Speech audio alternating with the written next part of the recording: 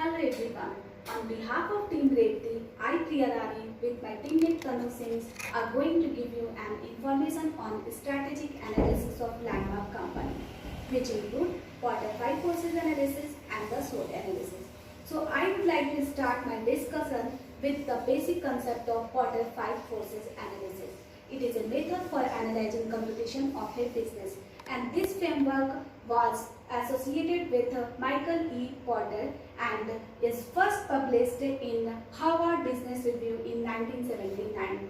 These forces include 3 forces from horizontal competition, that is threat of new entrant, threat of established companies, and the threat of substitute product and services, and 2 forces from vertical competition, that is bargaining power of buyer, bargaining power of supplier. Now I am going to discuss further it in more detail. The first one is threat of new entrant. So as we know that profitable industries that is high return will obviously attract the new entities, and these new entrant eventually will decrease the profitability of the firm in the industries, and this entry in the barrier of the new players could be from product differentiation, capital investment strength, and loyalty of the customer for the existing player. The second one is threat of substitute product or services. In retail industry, the threat from the substitute is very high, as the buyer will, due to the availability of large number of substitute product, buyer will get more options to buy, to choose from the available alternative in order to satisfy their requirement. And the willingness of the buyers to buy the substitute product depend upon the various factors like its quality, its prices, and the performance of the substitute product. And there are various factors such as availability of alternative options like online shopping, then different mode of payment, and then facility of home delivery will further intensify the threat of substitute. Now come to the third point, that is bargaining power of buyer. So we have to first understand what is buyer. Buyer are the firm or individuals which are the ultimate purchaser of industry product and services, and these include retailer, distributors, end consumers, as well as the industry purchasers. So the bargaining power of buyer is expected to be very high when there is a scope for switching from one supplier to other supplier exists, and it is also high when the customers or when the firm purchase in a bulk. And in retail industry, bargaining power of buyer is very high because of the availability of plenty of substitute, volume purchased by the buyers, as well as their sensitivity towards pricing or cost related factors, and and poor loyalty towards the competitive player. Now come to the fourth point, that is bargaining power of supplier. Bargaining power of supplier is also described as market of input, supplier of raw materials, component, labor or services to the firm can be one of the source over the firm if there are few substitutes. Bargaining power of supplier is expected to be very high if the number of substitute is few, and if the company provides some unique raw materials. So here are the few factors which strengthen the bargaining power of the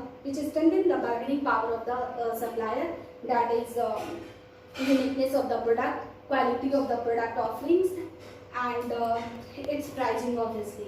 And the last one, come to the last point, that is competitive rivalry. Competitive rivalry, as we know that there is indirect relationship between intensity of competitive rivalry and the profitability. That is, higher the intensity of competitive rivalry, lesser will be the profitability of the firm, and this intensity of competitive rivalry will depend upon various factors such as gaining advantages, competitive advantages over the counterpart, by achieving economies of scale in production, and second, stiff competitive rivalry among the listed companies, and the third is providing varieties in their product offering for customer satisfaction and for making customer loyal towards their product. And so these are the five further forces. Now I would like to thanks, and I would like to hand over to Tanu Singh for further discussion. Thank you. Thank you, Priya. My name is Tanu Singh and I will be taking this presentation forward. I will be talking about the SWOT analysis on landmark group. So before starting the analysis on landmark group, let me just give a brief introduction about SWOT analysis and why is it used.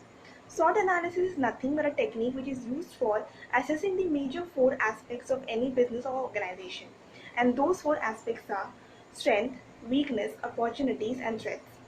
When we talk about the strength and weakness of any organization, these two are internal factors and which can be controlled and changed. For example, the employees within an organization, the intellectual property, and the location. Whereas in case of opportunities and threats, these are external factors and one cannot have any control over it because it exists in the larger market. Whereas one can take advantage of the opportunities available in the market and also can take primitive actions to prevent the threats.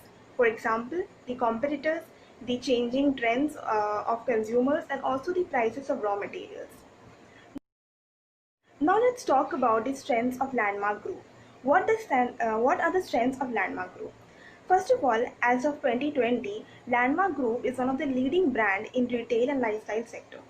It has also its presence in more than 18 countries and it has also 1300 outlets. It is providing also wide range of products, especially in the regional shopping centers. It has more than 44,000 of employees. Next, talking about the weaknesses of the landmark group. Despite having a great infrastructure, a great player in the market for so long, it has not been able to put a greater impact of brand awareness among the market compared to its competitors. Also, there is a stiff competition in the market, which leads to very less market share growth rate.